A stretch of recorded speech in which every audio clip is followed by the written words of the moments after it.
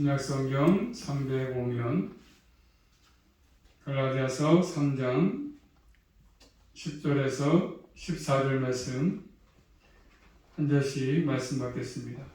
무릇 율법 행위에 속한 자들은 저주 아래 있나니 기록된 바 누구든지 율법책에 기록된 대로 온갖 일을 항상 행하지 아니하는 자는 저주 아래 있는 자라 하였습니다.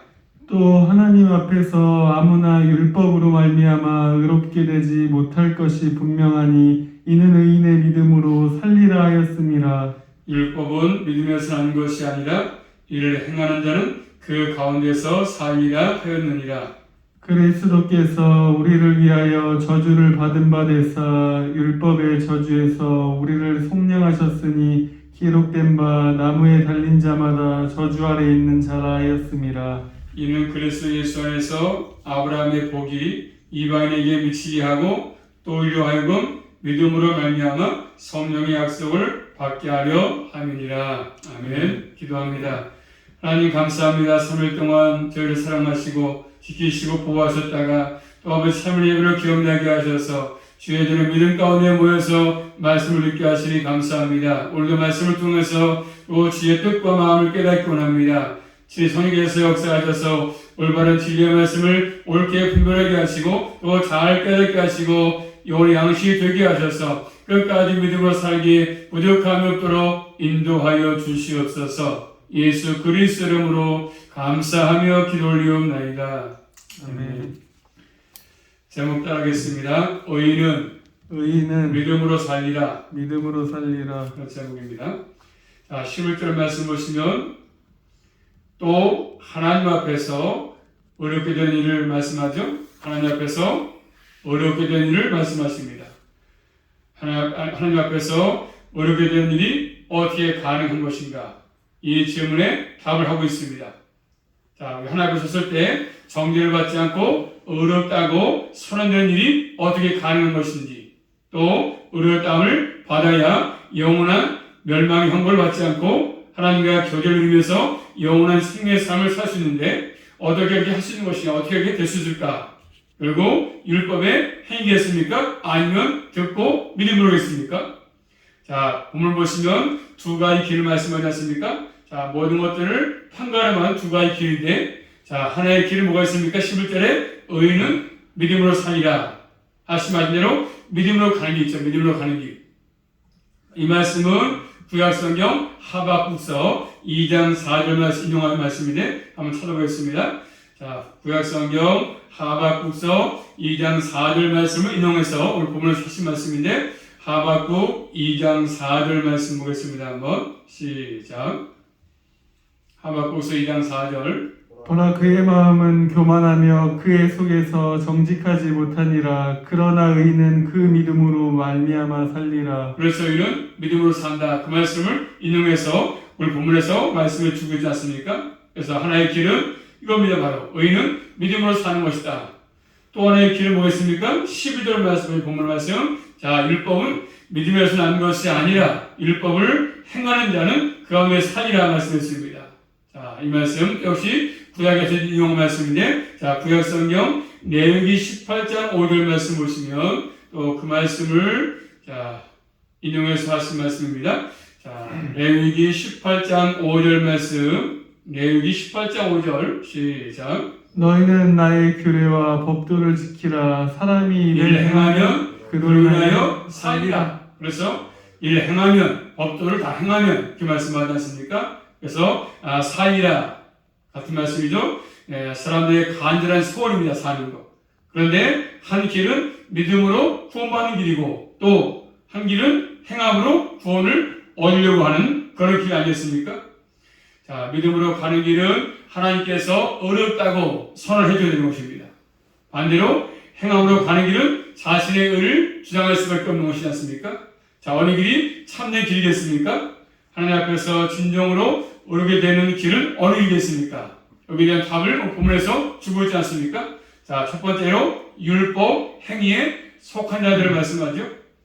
먼저 율법 행위로 구원을 얻고자 하고 어렵다함을 얻고자 하는 상황에서 보겠습니다. 자, 결론은 뭐죠? 율법의 행위로는 아무도 어렵다함을 얻을 수 없다는 것이죠. 그 이유를 말씀하십니다. 왜냐하면 자 10절 말씀 다시 보고 본문 10절 시작. 무릇 율법 행위에 속한 자들은 저주 저주 아래 아래 있나니 기록된 바 누구든지 율법책에 기록된 대로 온갖 그러니까 일을 이를 항상 행하지 아니하는 자는 저주 아래 있는 자라 하였습니다. 그 말씀도 역시 오늘 본 말씀 역시 신명기 또 볼까요? 신명기 27장 가서 보시면 자, 이 말씀은 또 구약성경 신명기 27장 26절 말씀 인용 말씀이거든요. 27장 26절 말씀 이 율법에 시작. 이 율법의 모든 말씀을 실행치 아니하는 자는 저주를 받을 것이라 할 것이요 모든 백성은 아멘할지니라. 아멘. 자, 율법 행위에 속한 자들은 어디 있습니까? 저주 아래 있을 수밖에 없다. 왜요? 하나님께서 말씀하신 모든 율법을 지키는 것은 인간의 능력으로, 인간의 자원으로 지킬 수가 없지 않습니까? 불가능하면 불가능합니다. 인간의 힘으로, 인간의 노력으로 율법을 다 지킬 수가 없습니다. 그래서 유대의 지자들은 율법을 지킴으로 어렵다고 할 수 있다고 계속했지만 그럴 수 없다고 말씀하십니다. 율법은 오히려 정죄하지 않습니까? 정죄. 율법을 지키지 못한 사람에게 저주. 율법은 연자 맷돌 같아요. 연자 맷돌. 그래서 자 10절 말씀 보시면 본 말씀 10절에서 두 가지 표현을 주의 깊게 봐야 되는데 뭡니까? 온갖 이란 말과 항상. 온갖 항상. 자 온갖은 뭡니까? 모든 말씀. 그렇죠? 율법의 주항을 하나라도 어기면 안 되는 것입니다. 항상 이 말은 모든 시간 속에서 모든 장소에서 100% 그러니까 오늘 다 지켜도 내일 안 지키면 안 되는 것입니다. 하나라도 어기면 죄에 대한 형벌이 따를 수밖에 없는 것이죠. 그래서 죄는 하나만 가지고도 영원의 형벌을 받기에 충분합니다. 이 법 앞에 나는 어렵다고 주장할 사람이 있겠습니까? 아무도 없습니다. 아무도. 항상 온갖 지킬사가 아무도 없어요. 그래서 로마서 3장 23절 말씀이니까 모든 사람이 죄를 범하였음에 아무도 영광에 이르지 못한다. 이렇게 말씀하지 않습니까? 하나님의 법정에 서면 어느 누구도 어렵다고 하지 못하고 죄인으로 박해지는 것이죠. 아, 나는 죄인이구나. 죄인 가운데 계수구나. 그렇게 나타날 수밖에 없습니다. 우리가 조금만 생각해보면 다 이 말씀을 이해할 수 있지 않겠습니까? 사람들로 봐도 죄라는 것이 주장할 수 있지 않습니까? 아, 이건 죄야. 알 수 있습니다. 그런데 사람들은 그럼 어떻게 생각하지? 죄 그러면? 대개는 사람과 관계 속에서 그래서 두 사람은 착해. 법 없이도 사는 사람이야. 이렇게 말하지 않습니까? 자, 일단 그래서 그렇게 생각합니다. 자신과 다른 사람과 비교해서 또 다른 사람에게 해를 끼치지 않았다. 나쁘게 한 일이 없다. 그러면 자신은 죄를 아닌 것처럼 여기지 않습니까? 나는 죄가 없다. 그렇게 생각을 합니다. 다른 사람과 비교해서 조금 나으면 그렇죠? 그 사람보다 내가 나으면 나는 죄 없어. 나는 괜찮게 사는 거야. 이렇게 생각하고 있습니다. 정말 그렇습니까? 죄는 사람 관계가 아니라 일체적으로 하나님과 관계에서 생각하는 게 필요하지 않겠습니까? 예를 든다면 하나님께서 뭐라고 말씀하셨습니까? 너희는 나를 섬기되 마음을 다하고 힘을 다해서 나를 사랑하라고 말씀했거든요. 일단 믿지 않은 사람에게도 이 말씀은 그 자체가 이해되지 않는 말씀이기 때문에 그들은 이 말씀을 받지 못하는 것이고 또 사랑하려고 노력하지도 않습니다. 자, 그렇지만 믿는 사람들은 하나님 앞에서 형벌감. 그렇지 않습니까? 우리가 마음을 다해서 하나님을 사랑합니까? 이게 쉽지 않지 않습니까? 사람들 보통 되게 겉으로 드러난 것을 보고 있죠. 나는 정말 깨끗하다. 나는 사람을 죽이지 않았으니까. 난 살인하지 않았다. 그러면 죄를 아닌 줄 알고 있습니다. 그렇지만 우리 하나님은 겉으로 나타난 사람을 죽이는 것, 살인하는 것 이걸 보는 것이 아니라 그 사람이 뭐죠? 마음 중심을 보죠. 중심. 그래서 사람을 안 죽였어도 그 사람을 미워했다면 또 사람에게 욕했다면 그래서 그것이 죄아니겠어 죄. 마음속에 한 번도 다른 사람을 욕해보거나 원망하지 않았다 할지라도 결국 그 사람은 죄를 진 것입니다. 그렇지 않습니까? 거기서 벗어날 수가 없는 것입니다. 착한 일을 많이 하고 또 사람에게 나쁜 해진 것을 안 했다 할지라도 사람을 죽이지 않았어도 마음에 그런 마음만 품었어도 결국 죄 아니겠습니까? 이런 앞에서 우리는 벗어날 수가 없는 것입니다. 항상 인간들은 보지 못하지만 주님은 아주 정확하게 보시기 때문에 거기를 피할 자가 아무도 없습니다. 어렵다고 주장할 자가 아무도 없습니다. 그렇기 때문에 율법을 어기면 어떻게 되겠습니까? 결국 율법의 저주 가운데 들어가지 않습니까? 자, 본 말씀 11절 말씀 보시면 오늘 말씀은 갈라디아서 3장 10절부터 14절입니다. 자, 율법을 어기면 율법의 저주 가운데 들어가는데 자, 11절 말씀은 11절 시작. 또 하나님 앞에서 아무나 율법으로 말미암아 의롭게 되지 못할 것이 분명하다. 하나님 앞에서 그래서 아무도 율법을 지켜서 말미암아서 의롭게 되지 못할 것이 분명하다. 너무나도 명확하다 그 말이죠. 피할 수가 없다는 것입니다. 율법의 행위를 주장하게 되면서 모든 건 절망할 수밖에 없습니다. 나를 이제 보면 참 나는 죄인 나 같은 사람이 늘 눈 뜰 때부터 시작해서 늘 모든 것들이 죄밖에 없지 않습니까? 행위 보면은 아무것도 내세울 게 없습니다. 율법을 행위 주장하면 결국 가는 길을 모르겠으면 절망. 야, 오라 나는 그래서 공고한 사람이다. 나는 죄인 가운데 괴수다. 이렇게 말할 수밖에 없는 것입니다. 그렇기 때문에 율법을 행해서 지켜서 구원을 얻고자 하면 그 사람은 뭡니까? 결국 그렇게 할 수가 없다는 것이죠. 불가능합니다. 할 수가 없습니다. 그래서 구원을 받을 수가 없다는 사실입니다. 그렇기 때문에 하나님 뭐라고 말씀하죠? 두 번째로 한번 따라하겠습니다. 의인은 믿음으로 살리라. 하나님은 주신 길이죠. 주신 길. 하나님 우리에게 주신 길을 허락하신 길이죠. 자, 11절 말씀 시작. 또 하나님 앞에서 아무나 율법으로 말미암아 의롭게 되지 못할 것이 분명하니 이는 의인이 믿음으로 살리라 하였음이니라. 뭘로요? 율법의 행위가 아니라 믿음으로 살리라. 믿음으로 주신 선물을 믿음 받아가지고 그래서 우리는 항상 믿음으로 사는 것이 믿음으로. 그래서 믿음으로 의롭다를 받는 것이고 구원을 얻게 되는 것입니다. 예수를 위해서 십자가신 사건이 있지 않습니까? 왜였습니까? 그건 어떤 의미였습니까? 이 의미가.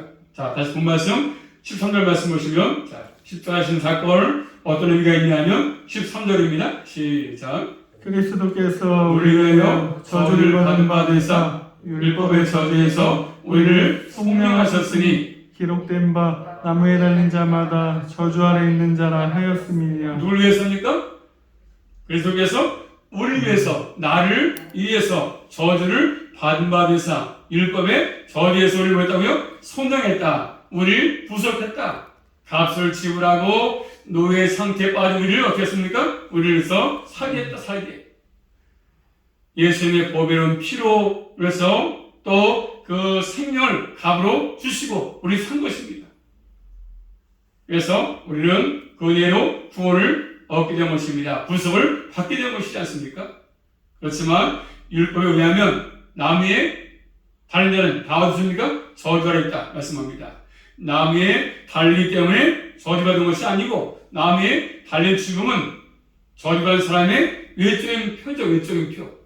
그래서 자, 구약성 말씀 볼까요? 신명기 말씀 보시면 신명기 21장 보시면 신명기 21장 22절 23절 말씀 보겠습니다. 한번 신명기 21장 22절 23절 말씀 사람이 시작. 사람이 만일 죽을 죄를 범함으로 내가 그를 죽여 나무 위에 달거든 그 시체를 나무 위에 밤새도록 두지 말고 당일에 상사하여 네 하나님 여호와께서 내게 기업으로 주신 땅을 더럽히지 말라. 나무에 달린 자는 하나님의 저주를 받았음이니라. 아멘. 자, 율법에 의해서 여기 사형 선고다 받은 사람은 그래서 고의적으로 사람을 죽였다든가 또 간음을 행했다든가 또 부모를 저주한다든가 또 사람을 몰래 유기한다든가 이런 죄를 지면 뭐죠? 그 사람은 사형의 사형. 그런 사람은 돌에 맞아 죽습니다. 불에 오시면. 그렇지 않습니까? 그렇지만 또 그게 나무에 달려놓습니다. 그 사람은 하나님께 버림받은 사람이다. 하나님께 저주받은 사람이다. 그런 선포의 의미가 있는 것이죠. 저주 받은 사람을 누구나 볼 수 있고 공의로 선포하는 겁니다. 이 사람은 부모를 죽였습니다. 사람을 죽였습니다. 나타내 보이는 것이다. 달아가지고 다시 해서 죄를 범하지 않도록 하기 위해서 나무에 다는 것입니다. 예전에 우리나라도 마찬가지입니다. 뭐가 있냐면 효시와 호수가 있어. 효수, 죄인의 목을 베가지고 높은데 다루는 것이죠.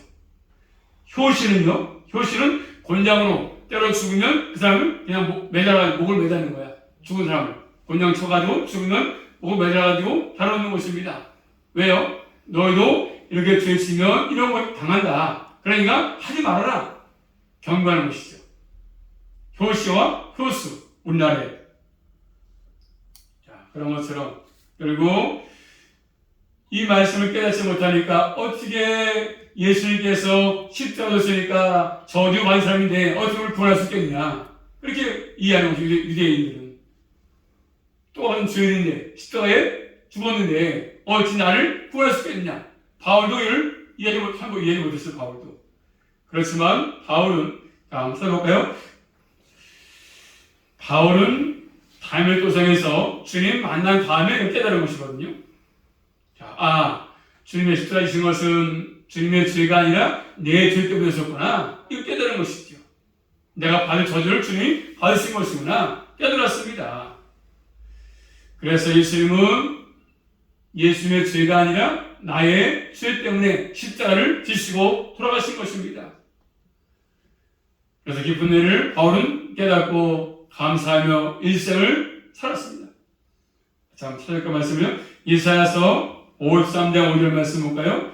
철저하게 예수님의 그 십자가의 사건은 주님의 죄 때문이 아니라 여기 있는 저와 여러분 죄 때문에 그런 것이지 않습니까? 이사야서 53장 5절 말씀 시작.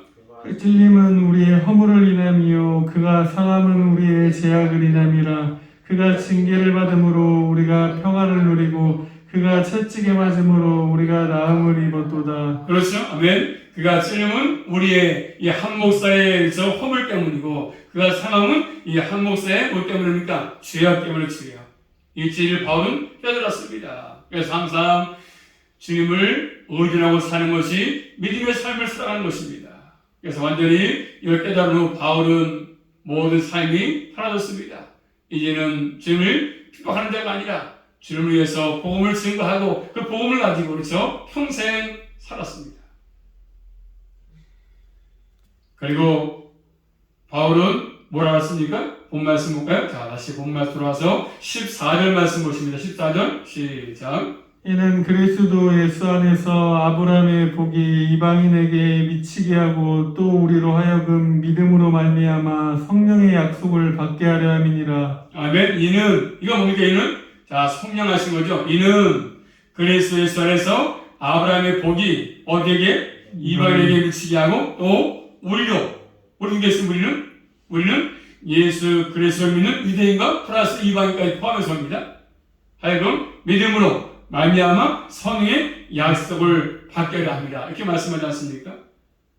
자, 그리스도 예수 안에서 믿음으로 말미암아 구원을 받는 아브라함의 복, 이 복을 이방인도 받게 하려 합니다. 이걸 아는 것이죠, 바울이. 이방인까지 포함해서 이 복을 받는 건 아브라함의 복을. 그렇기 때문에 하나님을 따라서 주님의 부르심을 따라서 일평생 주의 복음을 가지고 바울은 전했습니다. 가는 곳마다 바울은 자기 어떤 신비한 체험이 아니라 결국 받은 바 은혜 그 경험한 것들을 또 진리의 말씀을 복음을 증거했습니다. 그러므로 교회는 다른 것이 아니라 복음을 증거하는 복음을 다른 거 얘기하지 말고 철학 얘기하지 말고 매스컴 같은 거 재밌는 얘기하지 말고 오로지 예수 그리스도를 증거하는 거 복음을 증거하는 거 이게 교회의 사명입니다. 근데 사람들은 이걸 좋아하지 않아요. 복음을 얘기하면 콜타블하게 여기고 자꾸 그렇죠. 어떤 뭐 복을 받고 잘 되고 사업 잘 되고 이 땅에서 잘 살고 이런 것들에 관심을 가지면서 그게 한 복음인 것처럼 사람들은 오해하고 있다는 사실이죠. 그런 게 많이 또 모이고 있다는 사실입니다. 이렇게 복음을 얘기하면 예수님을 얘기하면 사람들이 싫어한다는 거죠. 그래서 바울은 그런 삶을 살지 않았습니다. 항상 가는 곳마다 주의 복음을 전하며 살았던 것이잖아요. 거기 헌신했습니다. 우리 모두도 이 사실을 깊이 깨닫고 참된 복음의 의미, 내가 구원받은 의미를 알고 남은 생도 주 앞에 감사하시며 살아갈 수 있기를 주님의 이름으로 축복합니다. 이렇게 예수 그리스도를 통해서 우리에게 주어진 선물이 있습니다. 본문을 보시면 크게 세 가지 선물이 주어지거든요. 예수 안에서 뭐가 있습니까? 첫 번째 한번 따르겠습니다. 의롭다함을 받는 것입니다. 예수 안에서 의롭다함을 받는 것이죠. 죄인이지만 어렵다고 인정하시는 거야. 그런 복이 주어져서 선물로. 두 번째는요, 11절 말씀이니까 산다. 영원한 생명이지, 영원한 생명. 세 번째는요, 약속된 성령이십니다. 예를 들어서 구약 말씀과 구약의 이사야서 44장 3절 말씀 보시면, 자, 크게 세 가지 선물이 주어졌는데, 어렵다 안 받고 살고 영원한 생명 받았고, 세 번째 약속된 성령.